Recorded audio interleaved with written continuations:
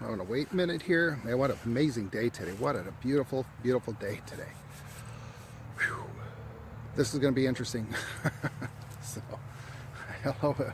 I'm waiting for some people to get on here. Hopefully I'll get some people on. Hopefully I'll be able to see people this time. What an amazing day. My background is interesting today. Tom, good morning. I think it's still morning. Yes, it is. Yes, it is. Got some people out there. Can't see who's out there yet. But I got about 4 or 5 people out there right now. There's some more people coming on. Hello, everybody. Hello, everybody. So glad to see you on here. So glad that you're joining in. Behind me, you see the background is interesting. I'm in a cemetery. I was walking around the cemetery today and looking at the different dates that people were born and when they left their bodies and stuff. And back in early 1800s, some World War II vets, World War I vets, and I kind of walked around the families and stuff, and to see the families that were buried with their loved ones and stuff. It was kind of surreal. And the reason why I'm in a cemetery, it's an old cemetery, I wanted to find the right one, is because, well, a good friend of mine, his father passed, loving man, amazing father, just amazing thing. And then there was another friend of mine in Florida that their son killed themselves, and that really kind of warmed my heart. And I wanted to talk about that, because some people go through life, like this friend of mine, his father lived an amazing life, and I know a lot of people that pass that are their bodies are in this cemetery that I'm at. They live amazing lives. You look around and see all the flags and stuff from all the veterans that are buried here, the loving families, husband and wife and children that are buried together. And you know that they lived amazing lives. But yes, this friend of mine, her son killed himself a couple days ago out of peer pressure. Out of the reason why he killed himself was because he was abused, and nobody knew that he was abused. He was sexually abused, and it really hit me hard. It really hit me hard.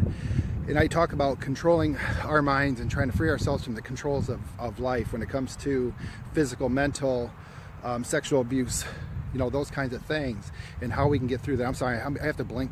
2 reasons why: because I'm emotionally in a state, and it's bright out here. It's really bright out here. The sun is just bearing down on me. But I'm driving around thinking about that when I found out about it, and I'm like, I drove by the cemetery, I turned around and said, I need to do my video right now. My body's saying it's time to do it. And what causes us to allow things to control us? Those bad things, finances, dollar. I read a thing the other day about a dollar. Somebody had a picture of a dollar, and it said on it, this piece of paper controls you. Why do we allow money to control who we are and to control us from doing the things we want to do in life? Why do we do that? Why do we allow hatred, sexual abuse, and different things like that to control us so much that we kill ourselves, that we end things? Okay, we took care of something, but there's no healing. There's no healing when you kill yourself. There's no healing at all when you go to do something like that. It sucks. Okay. It makes no sense.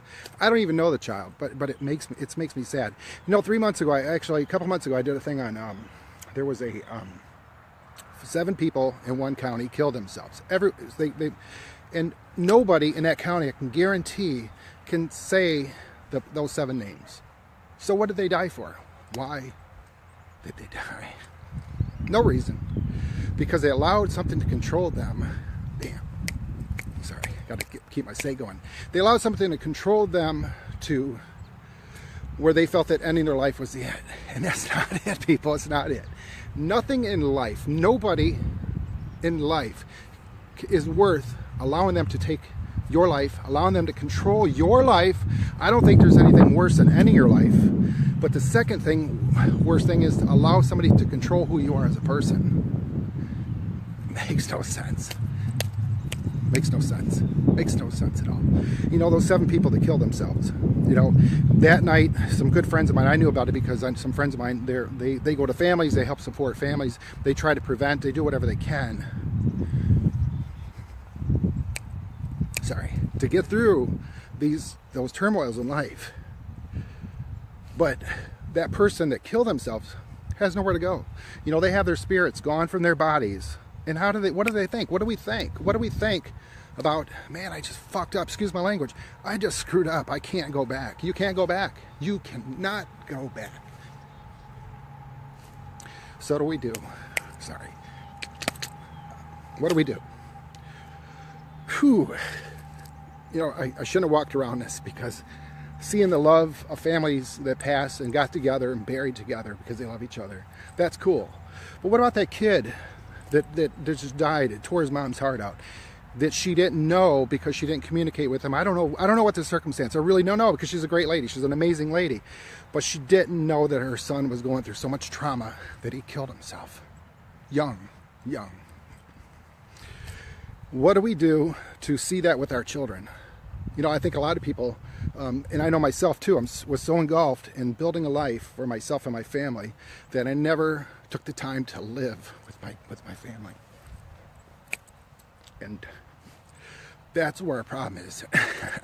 Whew, man, it's beautiful out. I gotta start thinking of some good things here, because it's hard to talk, man. When you're in a deep state like this, when you start thinking about what people go through and why do they end their life, when we're only on this earth for a short amount of time and we're supposed to enjoy it. We're supposed to find out who we are in life, what our purpose is, what is that big picture in life, and we don't see it, and we don't take the opportunity to find it and do whatever we can to get out of the circumstance that we're in so that we can create a freaking good life. Why do we do this to ourselves?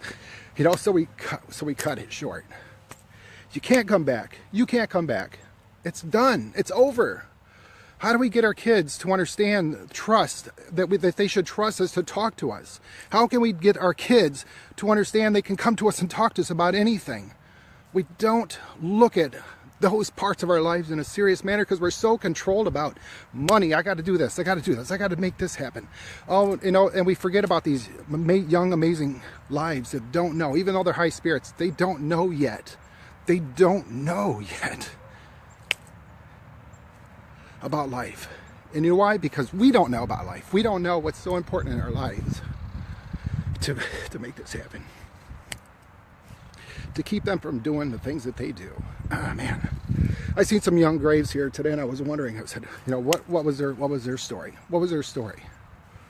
You know, I know when I was younger, I had a bully, and I was a bully because I was put in that position. I did some stupid things because at the time I thought my friends they loved me. That I understood love in a gang was love for me because they paid attention to me because of all the stupid things I was doing. And when you have bullets fly by your head where you can hear and feel them swish by you, is that smart? That was stupid. Was that love for somebody to allow me to get in that kind of position? Was that stupidity on my part? Did I know who I was? I didn't know who I was, man. I was so lost. I did anything I could except for the drugs and stuff.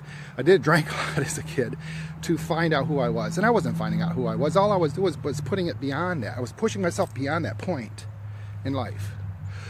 What do we do to get ourselves strong enough and smart enough to think about our children and what they're going through? I got some people out there probably going to hate this. I love my uncles to death, and I had a nephew or a cousin that just passed, and he had a horrible life. His uncle sexually molested him his whole life. And I seen that guy, and I said something to him before about it, that person, because he said he was family to me. He was no family to me because of the evil stuff that he did to children, to young males. And he ruined that person's life, and because of that, his life was so messed up. He died recently. I don't know what he died from, but all I can know this is because of the things that happened to him. And his mother knew about it, and his father knew about it. The person that I love. I can't imagine that love is that much for somebody, knowing that it's your brother, physically, mentally tearing down your child. I couldn't understand that. My uncle was a loving person. I love him to death, but him and I had those talks. I'm like, I could never do that. I could never accept the fact that somebody did that to my child. And if I wasn't awake when I awoke, something would have happened. I would have made sure something was taken care of for that child. But because of that, he was so messed up. So messed up. He couldn't live his life the way he should have lived it. A loving, passionate, and with a life with purpose. You know, what are we doing to our children? What are we doing to ourselves when we can't control who we are as people? When we don't understand what's the world around us, the people around us, the people that love us, the people that look up to us. You know, Children look up for two people. They look up, well, actually there's no more. They look up to their parents, and their parents are no good. If their parents are no good, what do they have? They have their teacher next. They have the teachers next to them. If those teachers don't teach those kids right, like I had fortunate teachers that helped me, that sowed some seeds into me to make me a better person. If I didn't have that, I don't know where I'd be. I'd probably be in jail. Probably be dead. Who knows? With some of the stupid stuff that I did. I should have been in one of the two, but I wasn't, because somebody was out there looking out for me, trying to help me become a better person. And I'm happy for that.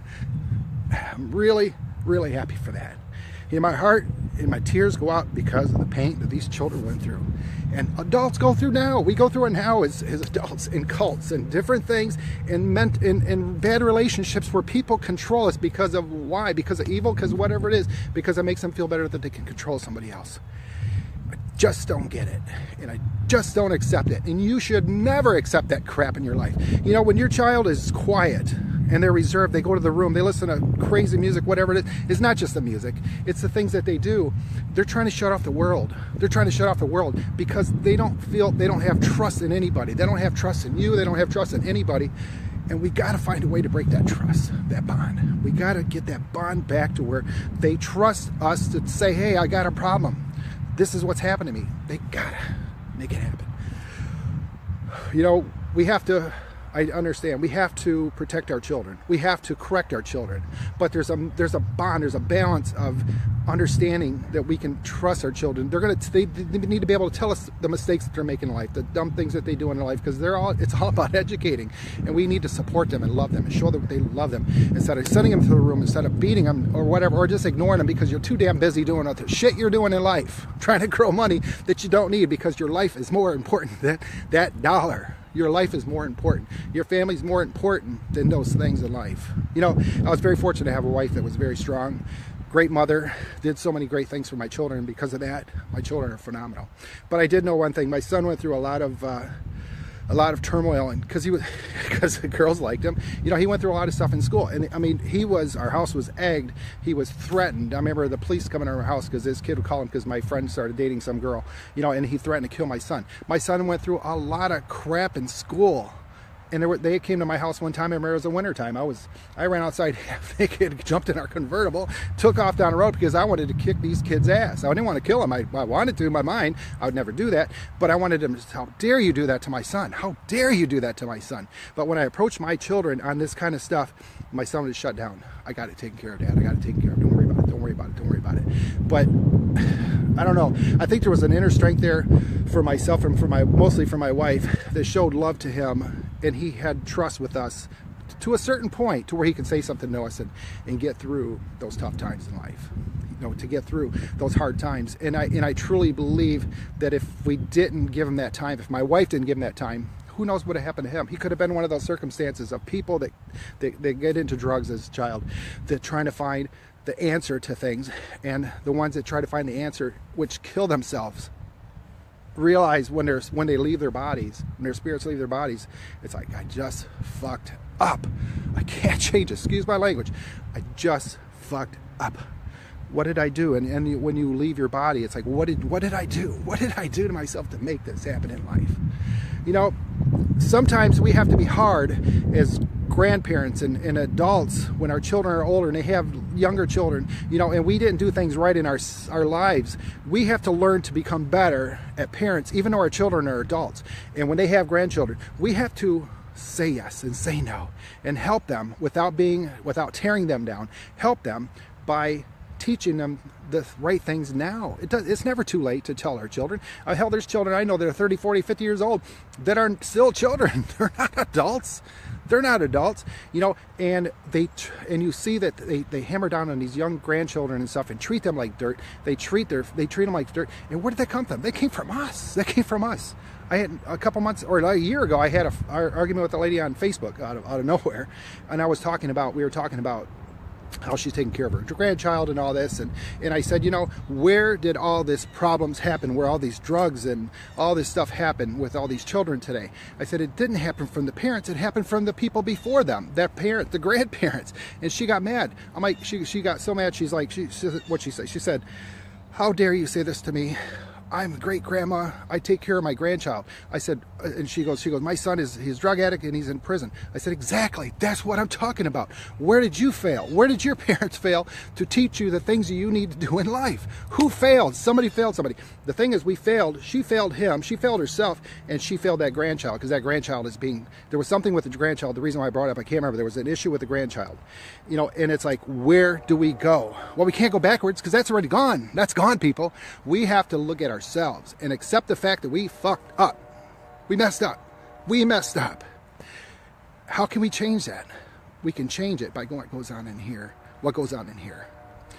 We can change that by reading different books that are out there, inspiring books on how people got through the things that they did in life. You know, abuse in any verbal, sexual, physical, there's no excuse. There's not, it's not okay. It's not okay for anybody. I don't care how much you love somebody. If you're going to hurt somebody's feelings, like my uncle, I would have strangled my wife and said, how dare you? I would have killed her. How dare you allow your brother to do that? I will not do this. His love for her, that man would have been in jail. He would have been in jail. If not, he would have had his ass whooped because of what he did to a child, and then who became an adult. And who knows how many countless other people that this person did that with. You know, who knows? Now, this friend of mine in Florida, I don't know what happened to the child. I don't. All I know is my heart was broken because her heart's broke. Who failed who? Who failed who? I have a lot of family members right now in my family right now that are not living good lives. And the reason why is because of a cult that controls them. They cannot come to reality of all the crap that we went through as children. When I started writing my book, I realized all this stuff started coming out. It's like, oh my gosh, I thought this stuff was a dream. You know, sexual abuse. I can't do nothing about that now. I cannot do anything about that now. And it was sad. I talked to my twin sister about it, you know, and it's like, shit, this happened to me. I didn't know I was being drugged. I didn't know. I can't do nothing about it now. It's not going to define who I am. What I can do is say, okay, this is an aha moment in my life. Okay, I understand these dreams that I had. Now I understand why I had those dreams. You know, I see Todd talking about alcoholism out there. I use alcohol to sedate myself, to keep myself from going through these crap that I went through. And when I stopped drinking, all this stuff started coming to a light. It's like, wow, I've been suppressing all this stuff all this time. And when I started writing my book, I started realizing the things that I had to do to get through it, to get through these things in life, to get stronger myself, to find the help that I needed, to find whatever I could. I reached out to some people, they didn't support me. I reached out to somebody else. You keep on reaching, you keep on searching, keep on searching, keep on searching until you find the right thing that's going to help you heal.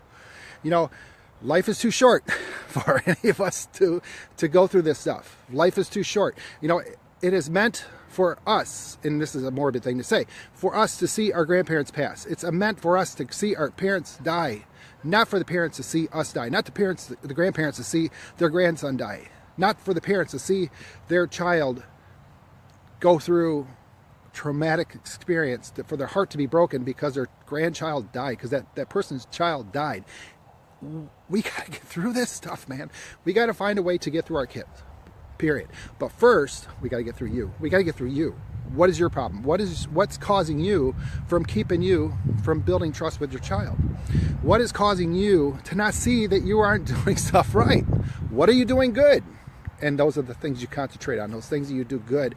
You know, anything in life that we do, when you're a manager, you know, you look for the strengths in people and you work with those strengths, because we can't work with the weaknesses. We can help work on those weaknesses, but you can't deal with a team by saying, hey, I'm going to work on this. You're bad with this. I'm going to help you work on this.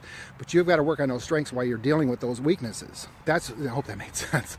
So you look at your strengths. What am I good at? What am I truly good at? What are the good things I do in life? And that's what you work with. What's my purpose in life? What is your purpose in life? This is my purpose in life. Not to sit here and cry off and on. I'm just, you know, when I get in a state of passion, this is what happens. This is all passion. And it's sadness for people. It is. It just happens. And I click to try to get out of it, so I can keep my focus on what I want to talk about. So we look at our strengths of what we have. And then we start working on other things to make us even stronger and even stronger and even stronger. If we don't have a relationship with our children, whether they're kids or adults, whatever they are, we need to start working on those. Accept the idea that you fucked up, that you screwed up in life, and let them know that. Say, hey, you know what? I was a terrible parent. My father would never do that to me. My father is so engulfed in the stuff that he believes. I'm part of the devil's plan, and that's sad, but that's the truth. I still love my father. I forgave him for being who he was, but I'm no good to him, and that's fine. It hurts, but it's fine because I have to live on. I've got things I got to do in life. I cannot let that stuff control who I am. I went through a lot of pilgrimages, and I've talked about that. When I went, my childhood, I always thought my childhood was taken away from me, and I was one of those kids. And I told you, all the things that I screwed up in life, and so I went to Florida.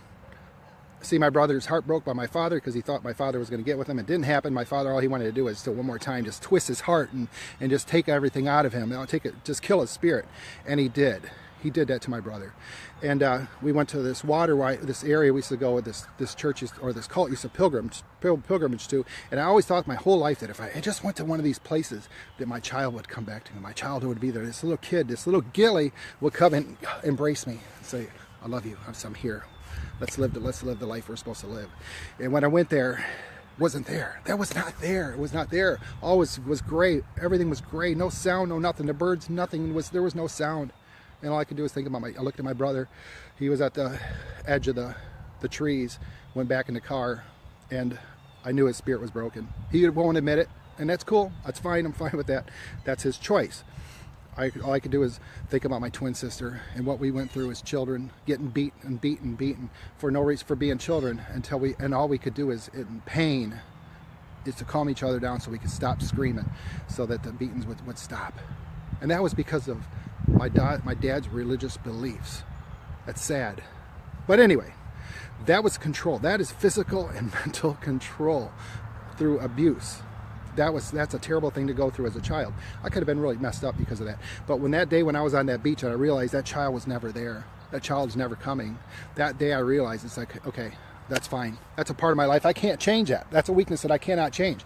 But I know who I am. I know what my purpose in life is. And I realized that day my purpose in life was to help others because I wanted to help myself. In order to strengthen myself, I needed to try to help others get what they want out of life, which made me change and make myself a better person and be able to do these. I can't believe I got through this video. So I think that's what we need to look at, is who we are as people. Write down your story. Man, I'll tell you what, if you don't feel that your life is going in the right direction, if your child's life is not going right, ask them, say, could you please do this? Nobody's going to read it. If you want us to read it, ask us. Start writing your story. Write your story. Tell me start writing what you believe. You know, what I did is I went back and forth throughout my life, and I started realizing all these things in my life. Then I started sharing with other people. It's like, wow, my life was messed up. But guess what? A lot of people's lives are. Some people get through it, some people don't. I just want to find a way to help you get through it. That's it. That's it. I don't want to see anybody have the pain, and I know it's going to happen. It happens every day. It happens every hour, of somebody dying because they cannot control the thoughts. They cannot control what's happening with them. And so their way out, their quickest way out is by death. That's not the way to go. The way to go, I know it takes a long time to get through the pain and the circumstance you have to go through, because you got to face it. Then you have to tell somebody, and that's that's hard. That's hard.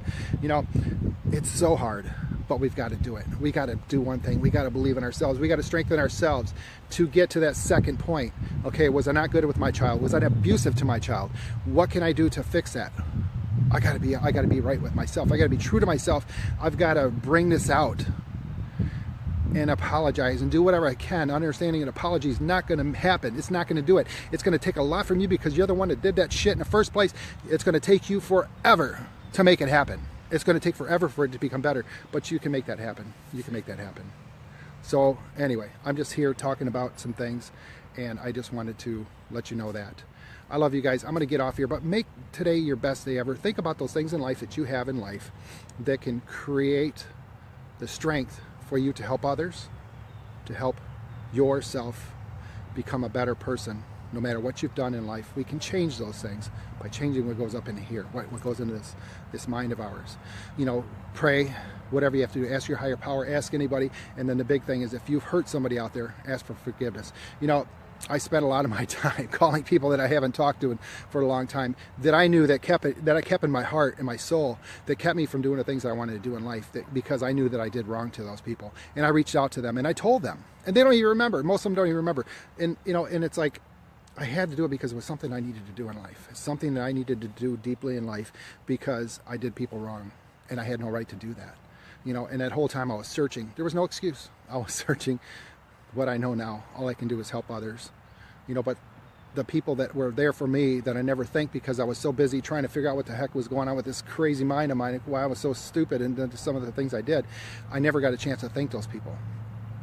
And now I spend my life doing that, finding people in life, like my great teacher, or the teacher I had, and he wasn't even a teacher of mine. He was one that told me that he's seen great things in me, and I was portraying somebody that was not true.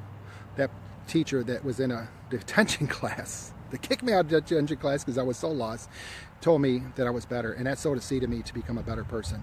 It took a while, but it sowed a seed. All those little tiny things sow seeds, and that's what we need to start doing in our life now. Start sowing seeds in yourself to become better, become a better person. Understand that you made mistakes. Get the help you need to make things better. Get the trust in your children and your children's children so that they can open up to you, that they can talk to you. Then get the help that they need to get through those things in life. You know, again, we have one life to live. One life to live. Let's make the best of it. You know, and while we're here, why not try to make somebody else's life better? Why not try to make somebody else's life better? We owe it to you. We owe it to ourselves. You owe it to yourself to make that happen. All right. I'm through this video. I'm loving this. It's a beautiful day out. I had somebody stop, and I think it was the security people here at the cemetery. They realized, oh, he's just crazy talking to a pole.